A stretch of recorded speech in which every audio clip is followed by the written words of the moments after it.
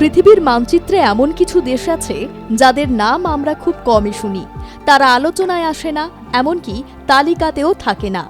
ইতিহাস বারবার প্রমাণ করেছে স্বপ্নের কোনো আকার হয় না।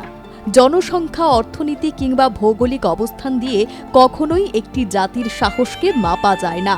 আর সেই সত্যটাই যেন নতুন করে বিশ্বকে মনে করিয়ে দিল আটলান্টিক মহাসাগরের বুকে ছড়িয়ে থাকা ছোট্ট দ্বীপরাষ্ট্র। আজ আমরা জানব এমনই এক দেশের গল্প, কাবো ভের্দে, যাকে আমরা দীর্ঘদিন ধরে কেপ ভার্দে নামে চিনে এসেছি।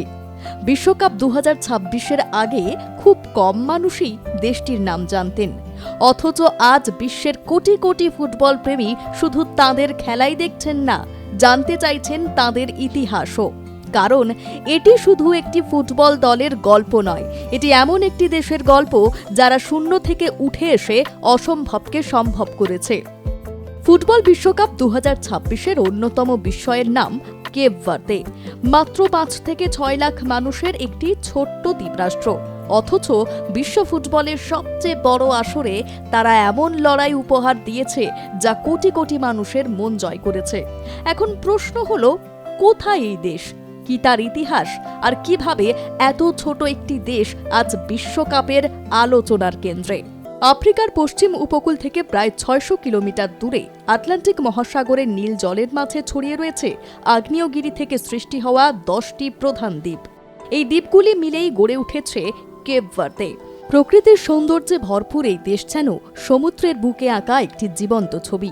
সৈকত, নীলজল, আগ্নেয় পাহাড় ও রঙিন সংস্কৃতি, এটি আফ্রিকার অন্যতম সুন্দর পর্যটন গন্তব্য। আমরা অনেকেই দেশটিকে কেপ ভার্দে নামে চিনি, তবে 2013 সালে দেশটির সরকার জাতিসংঘকে আনুষ্ঠানিকভাবে জানায় আন্তর্জাতিক পর্যায়েও তারা তাঁদের নিজস্ব পর্তুগিজ নাম কাবো ভের্দে ব্যবহার করতে চায়। কারণ স্বাধীন দেশের নিজস্ব পরিচয়ই তাদের কাছে সবচেয়ে বড় গর্ব। কাবো ভের্দে শব্দের অর্থ সবুজ অন্তরীপ।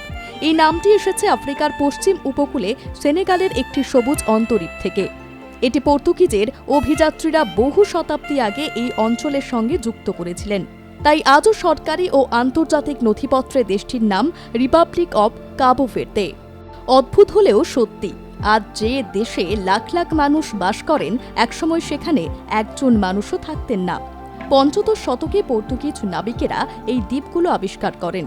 এরপর ধীরে ধীরে এখানে বসতি গড়ে ওঠে, কিন্তু খুব দ্রুতই কাবো ভের্দে পরিণত হয় আটলান্টিক দাস বাণিজ্যের অন্যতম গুরুত্বপূর্ণ কেন্দ্রে। আফ্রিকার বিভিন্ন অঞ্চল থেকে মানুষকে ধরে এনে এখান থেকে জাহাজে তুলে পাঠানো হতো ইউরোপ ও আমেরিকার দিকে। ইতিহাসের সেই কালো অধ্যায় আজও দেশটির অতীতের এক বেদনাদায়ক স্মৃতি। শতাব্দীর পর শতাব্দী পর্তুগালের শাসনের অধীনে থাকার পর অবশেষে 1975 সালের 5ই জুলাই স্বাধীনতা অর্জন করে কাবো ভের্দে। কিন্তু স্বাধীনতার পরও তাঁদের সংগ্রাম থেমে থাকেনি। দীর্ঘ খরা, জলের সংকট এবং সীমিত প্রাকৃতিক সম্পদের কারণে হাজার হাজার মানুষ জীবিকার সন্ধানে বিদেশে চলে যেতে বাধ্য হন। আজ পৃথিবীর বিভিন্ন দেশে বসবাসকারী কাবো ভের্দে বংশোদ্ভূত মানুষের সংখ্যা প্রায় দেশের জনসংখ্যার সমান। বিশেষ করে যুক্তরাষ্ট্র, পর্তুগাল, ফ্রান্স এবং নেদারল্যান্ডসে তাঁদের বড় প্রবাসী সম্প্রদায় রয়েছে। সেই প্রবাসীদের পাঠানো অর্থই আজ দেশটির অর্থনীতির অন্যতম প্রধান শক্তি। ছোট হলেও কাবো ভের্দে প্রকৃতির এক অনন্য বিস্ময়। এখানকার সর্বোচ্চ পর্বত পিকো দো ফোগো একটি সক্রিয় আগ্নেয়গিরি। 2014-15 সালে শেষবার অগ্নুৎপাত হলেও আজও আগ্নেয়গিরির উর্বর মাটিতে কফি, আঙুর এবং নানা ধরনের ফলের চাষ হয়। একই সঙ্গে এটি পৃথিবীর অন্যতম গুরুত্বপূর্ণ লগারহেড সামুদ্রিক কচ্ছপের প্রজনন ক্ষেত্র। প্রতি বছর হাজার হাজার কচ্ছপ এই দেশের সৈকতে ডিম পাড়তে আসে। সংস্কৃতিতেও কাবো ভের্দে অনন্য। আফ্রিকান এবং পর্তুগিজ ঐতিহ্যের মিশেলে গড়ে উঠেছে তাঁদের নিজস্ব পরিচয়। তাঁদের বিখ্যাত সঙ্গীতধারা মর্না, যার প্রতিটি সুরে লুকিয়ে থাকে সমুদ্র, বিচ্ছেদ, ভালোবাসা আর জীবনের গল্প। কিংবদন্তি শিল্পী সেজারিয়া এভোরার কণ্ঠ সেই সুরকে পৌঁছে দিয়েছে বিশ্বের কোটি মানুষের কাছে। রাজনৈতিক দিক থেকেও কাবো ভের্দে আফ্রিকার অন্যতম সফল দেশ। গণতন্ত্র, রাজনৈতিক স্থিতিশীলতা, সংবাদ মাধ্যমের স্বাধীনতা এবং নিরাপত্তার জন্য দেশটি আন্তর্জাতিক মহলে বিশেষভাবে প্রশংসিত। আফ্রিকার সবচেয়ে নিরাপদ ও গণতান্ত্রিক দেশগুলোর তালিকায় কাবো ভের্দের নাম সবসময় উল্লেখ করা হয়। আর আজ ফুটবল তাদের নতুন পরিচয় এনে দিয়েছে। দেশটির জনসংখ্যা মাত্র 5.5 থেকে 6 লাখ। অনেক বড় শহরের জনসংখ্যাও এর চেয়ে বেশি। ঘরোয়া লিগে রয়েছে মাত্র 12টি ক্লাব। তবু তারা স্বপ্ন দেখা বন্ধ করেনি। 2002 সালের বিশ্বকাপ থেকেই বাছাই পর্বে লড়াই শুরু করেছিল।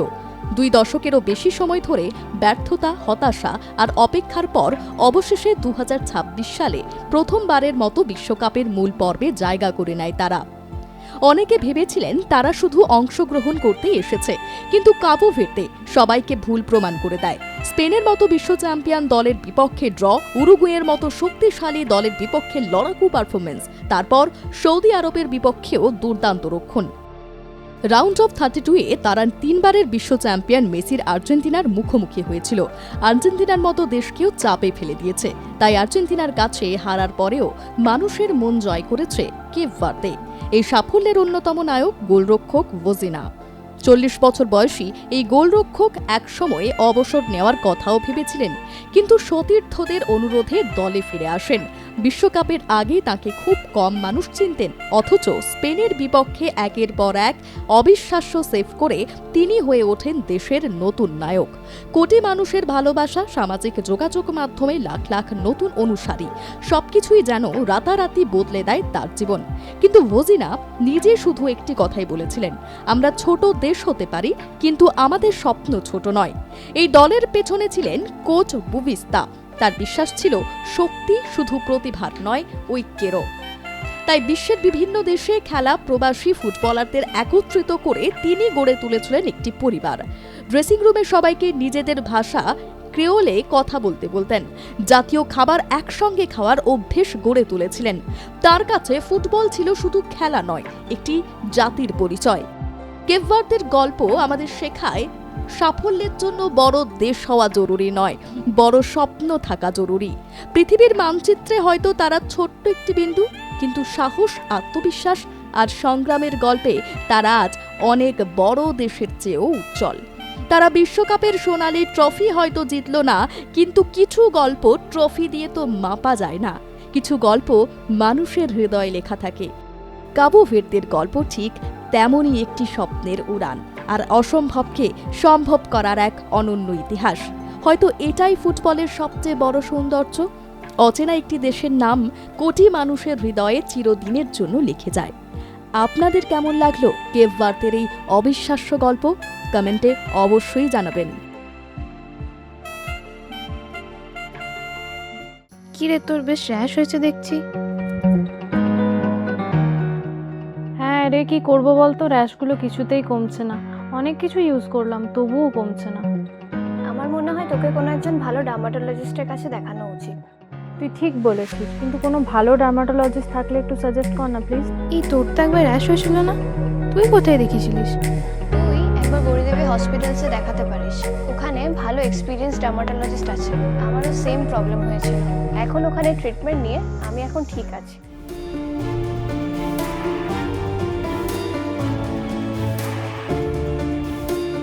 গৌরী দেবী হসপিটাল, রাজবাঁধ, দুর্গাপুর।